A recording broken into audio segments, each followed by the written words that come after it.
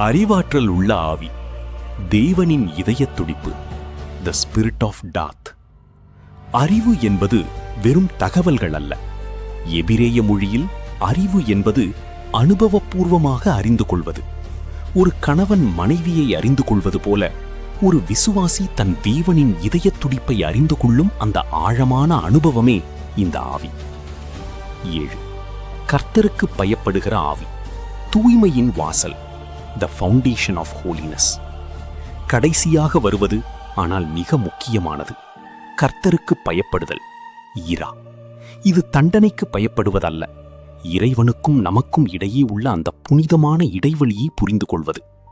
ஏசாயா 6ஆம் அதிகாரத்தில் தேவனின் மகிமையை கண்டபோது ஈசாயா நடுங்கிய அந்த உணர்வு, இதுவே பாவத்தை விட்டு நம்மை விலக்கி பரிசுத்தத்தின் பாதையில் நம்மை நிலைநிறுத்துகிறது. முடிவுரை: முழுமையின் தரிசனம், த விஷன் ஆஃப் கம்ப்ளீஷன். இந்த 7 ஆவிகளும் இணைந்து ஒரு விசுவாசியை கிறிஸ்துவின் சாயலுக்கு மாற்றுகின்றன.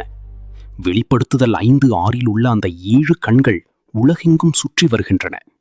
உங்கள் கண்களும் ஆத்துமாவும் இந்த 7 தெய்வீக பண்புகளால் நிரப்பப்படட்டும். அப்போதுதான் உங்கள் வாழ்க்கை ஒரு முழுமையான காவியமாக மாறும். ஆமீன்.